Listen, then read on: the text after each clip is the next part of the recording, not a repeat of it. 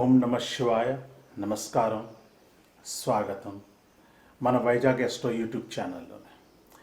ఈ ఛానల్ తాలూకు ముఖ్య ఆబ్జెక్టివ్ అంటే ముఖ్యమైన ఉద్దేశం ఏంటంటే అసలు ట్రూ వేదిక్ ఎస్ట్రాలజీ అంటే ఏమిటి, దాని మీద ఆధారపడి వీడియోస్ నేను తయారు చేస్తూ ఉంటాను. దయచేసి నా ఛానల్ని సబ్స్క్రైబ్ చేయండి. ప్లస్ ట్రూ వేదిక్ ఎస్ట్రాలజీ మీద ఆధారపడి వీడియోస్ చూద్దాం అనుకుంటే నా వీడియోస్ని చూడండి. నా వీడియోస్ అన్నీ పరాశర హోరా శాస్త్రం మీద ఆధారపడి ఉంది. ఆయన్నే జాతకం తాలూకా పితామహుడు అంటారు. సో ఆ శాస్త్రం మీద ఆధారపడి నేను ఎస్ట్రాలజీ నేర్చుకుని ప్రెడిక్షన్స్ చేస్తూ వీడియోస్ కూడా చేస్తున్నాను. మీరు కానీ బేసిక్ ఎస్ట్రాలజీ నేర్చుకోవాలనుకుంటే 100 వీడియోస్ తాలూకా ఫ్రీ కోర్స్ నేను నా యూట్యూబ్ ఛానల్లో వేసాను. ఆ ప్లేలిస్ట్ తాలూకా డిస్క్రిప్షన్ కింద లింకులో ఇచ్చాను. మీరు నా 100 వీడియోస్ చూసుకుని ఇంట్లో కూర్చుని మీ సదుపాయంలోని మీరు బేసిక్ ఎస్ట్రాలజీ నేర్చుకోవచ్చు. ఫస్ట్ ఆఫ్ ఆల్ ఈ సన్ ఇన్ ఫస్ట్ హౌస్ అనే వీడియోలోని సన్ గురించి, ఫస్ట్ హౌస్ గురించి మనం తెలుసుకుందాం. దాని తర్వాత మనం డీటెయిల్డ్గా డిస్కస్ కూడా చేద్దాం అన్నమాట. అయితే ఈ టాపిక్లో మనం డీటెయిల్డ్గా ఇన్డెప్త్ స్టడీ చేసే ముందు మీతో చిన్న మనవి ఏంటంటే ఈ వీడియోని మీరు లైక్ చేయండి.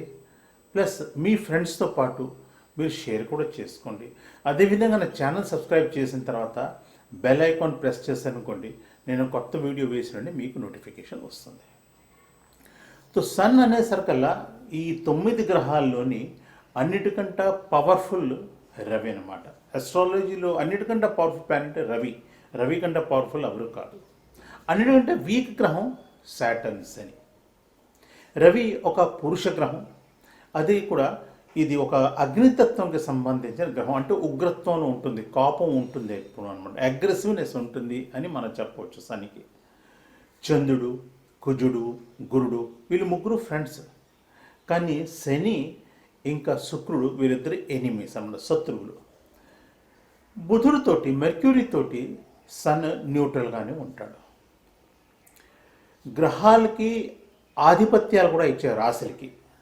సో ఈ సింహరాశికి అధిపతి సూర్యుడు, రవి అనమాట.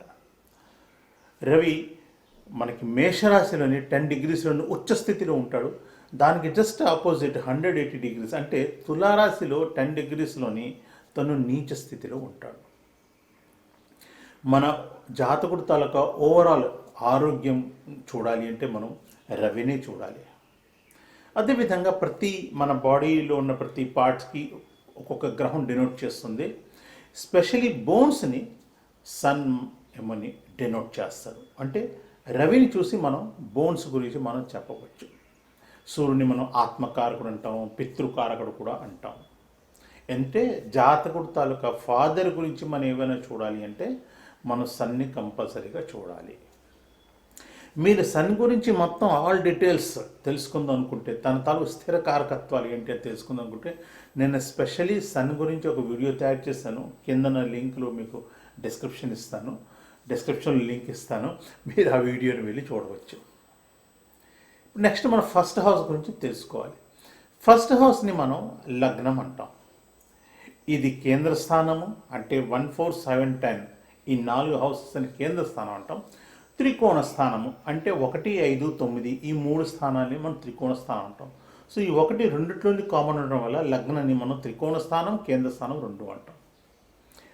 లగ్నాన్ని చూసుకుని మనం జాతకుడు తాలూకా ఫిజికల్ బాడీ ఎలాగుంటుంది అంటే తన స్ట్రక్చర్ ఎలాగుంటుంది, తన తాలూకా క్యారెక్టర్స్ ఎలా ఉంటుంది, తన ఓవరాల్ హెల్త్ తన లైఫ్లో ఎలాగుంటుంది, జీవితంలో ప్రాస్పెరిటీ ఉంటుందా లేదా, ఉంటే ఎంత ప్రాస్పెరిటీ ఉంటుంది ఓవరాల్, తన నేచర్, తన చుట్టుపక్కల ఉన్న వాళ్ళతో తను కలుస్తున్నప్పుడు ఎటువంటి నేచర్తో కలుస్తాడు, తన గుణాలు ఎలాగ ఉంటాయి, తన పర్సనాలిటీ చరిత్ర ఎలాగ ఉంటుంది.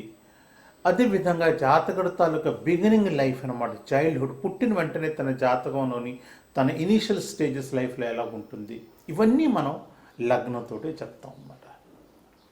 అదేవిధంగా తన తాలూకా హెయిర్ ఎలాగుంటుంది, జుత్తు ఎలాగుంటుంది, ఓవరాల్ లైఫ్ స్పాన్ ఎలాగుంటుంది, ఆయువు ఎలా ఉంటుంది కూడా మనం లగ్నం చూసుకుని చెప్పవచ్చు. అదేవిధంగా ఆయుష్ చూస్తున్నప్పుడు మనం సూర్యుడిని కూడా చూడాలి, శనిని కూడా చూడాలి.